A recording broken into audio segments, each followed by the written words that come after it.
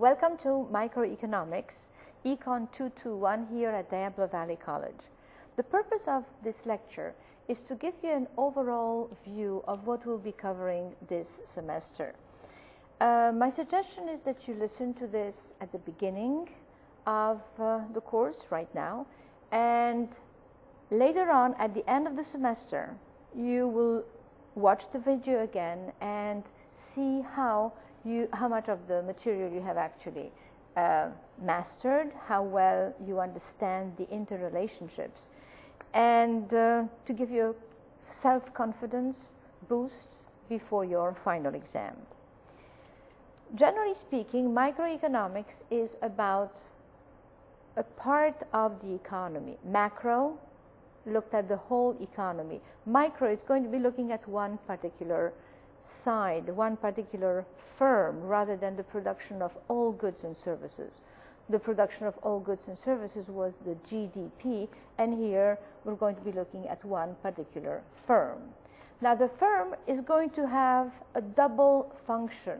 First, we're going to be looking at the firm as a producer of goods and services, and then we're going to be looking at the firm as the employer of resources. Of course, the two complement each other, because in order to be able to produce goods and services, you have to be able to employ and to hire factors of production. We will distinguish between perfect and imperfect competition. Generally speaking, perfect competition is a situation where you, as the single firm, either as a producer or as an employer, have no power over price. So you are a price taker. If we look at the producer here, we have two distinctions. One, you could be producing goods and services in a purely competitive market, or you could be producing goods in an imperfectly competitive market. The same goes for your factors of production. You could either have no power over the wage rate, and that would be under pure competition, or you do have power over the wage rate because you are the only employer, that would be a monopsony, or because you as an employee are part of a labor union, and that too will have an impact on the wage rate or the price. But despite the distinctions, both as a producer and as an employer, the main goal for a firm is to maximize profits. Now, your profits are going to be maximized when the cost of hiring one more worker is just equal to the contribution from the sale of what that particular worker contributed. And that would therefore be your marginal revenue product, and it will be equal to your marginal factor cost. Obviously, much more and greater detail later on.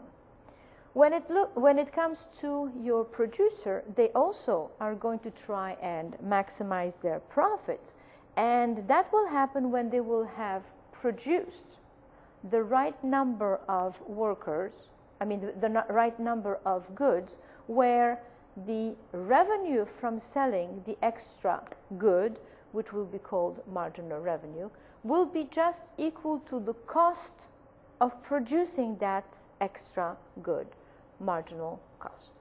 So whether it is as a producer, you want to maximize profits, and this is where it happens, or whether it is as an employer, you are going to be hiring that number of workers where marginal revenue product is equal to the marginal factor cost. So let's start with you as a producer. So you will be producing goods under 4 different types of markets. One will be pure competition, and 3 of them will be under imperfect competition. And we will be analyzing or distinguishing between the markets based on 4 elements. One, the number of firms. 2, the ease of entry and exit. 3, the type of good. And 4, the advertising. How we are going to be using advertising and what type of advertising we will be using. So let's start with pure or perfect competition. Here you will see that we have many small firms. Generally speaking, when you have many, they're probably small. It is easy to enter or to exit. Well, obviously, if it was difficult to enter, you would not have many. So because it is easy to enter, you are going to have many firms. The product is going to be homogeneous or undifferentiated. Let's say a tomato grown by farmer A will not be distinguished from the same tomato, the same brand of tomato grown by farmer B. The advertising, therefore, is going to try and promote the industry as a whole. All tomato producing farmers are going to chip in order to increase the demand for tomatoes. And therefore, the best example of that type of market is going to be agriculture. Your producer here is a price taker. So that producer has no impact on the market because he or she is so small, so they cannot impact the price that the good is going to be sold at. Because of the ease of entry, you are going to see that this type of market is going to have no excess or economic profits in the long run. Now, under imperfect competition, we have 3 types: monopolistic competition, oligopoly, and monopoly. When we distinguish based on the power that they have over the price, we will see that monopolistic competition has some power over influencing the price. Oligopoly has a lot of power, but there is a lot of interdependence among producers, and monopoly would be the type of firm that has the most power, since there are no options. But at the same time, it will have to bear the consequences of the type of demand curve for it. So again, to the characteristics, we're going to be looking at the 3 different imperfectly competitive markets. 1, let's start with monopolistic competition. Here you have many producers, and entry and exit was easy. Now, what do we mean by exit? Well, if you have invested a lot of money into the company, leaving the market, going out of business, is going to be expensive and therefore less easily gotten into. But if you have a small investment, then just getting out of business is going to be much easier.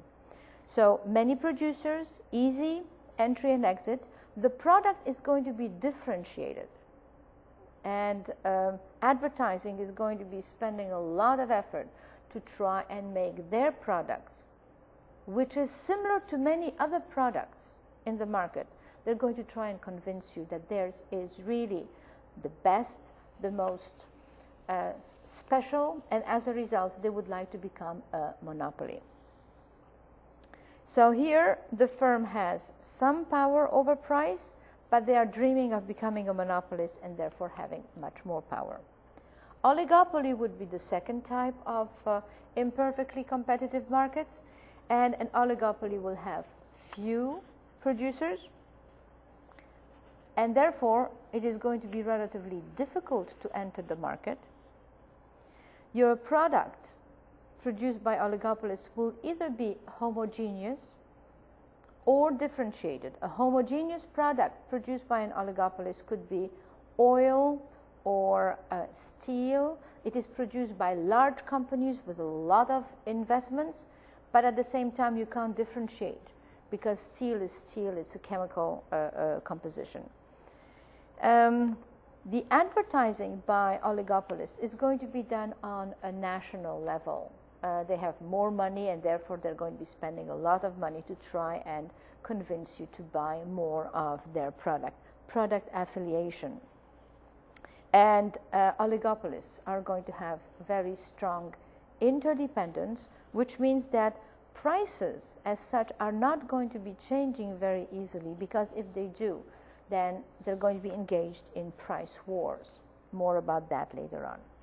Monopoly would be the third imperfectly competitive market. So if we were to rank them on a scale of least impacting the price to the most, you would have pure competition, and at the other extreme, monopoly. Here in close to monopoly will be oligopoly,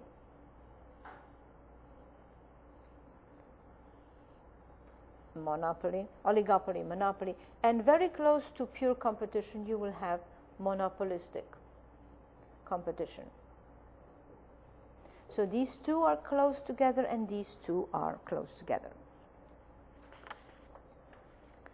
Now, the firm as an employer, again, is going to try and maximize profits, and you are going to have either pure competition or imperfect competition. Pure competition is when you have no impact on the wage rate.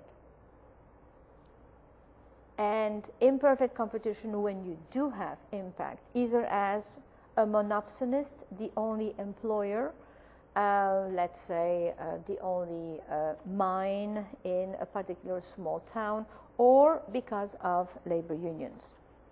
So what is the employer trying to achieve? Again, they're trying to achieve maximum profit, where marginal revenue product will be equal to the marginal factor cost. Under pure competition, you will see that your employer will be faced with a horizontal supply of labor curve. So the supply of labor will be horizontal. It will be the marginal factor cost, which is the supply, and it is going to be equal to the wage rate. The wage is going to be set in the market and you as the purely competitive employer will hire any amount of workers that you want at that going wage rate. So let's say agricultural workers would be in this kind of situation. Regardless of how many you're going to be hiring, because you have a relatively small farm, you will not impact the wage that you have to pay your workers. The market supply curve of labor is going to be upward sloping.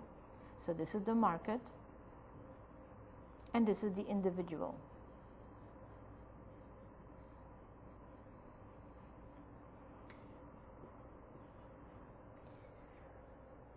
Where is your demand curve for labor? Well, the demand curve is going to be the marginal revenue product curve, and the marginal revenue product will reflect the contribution to revenue of the extra worker resource that has been hired.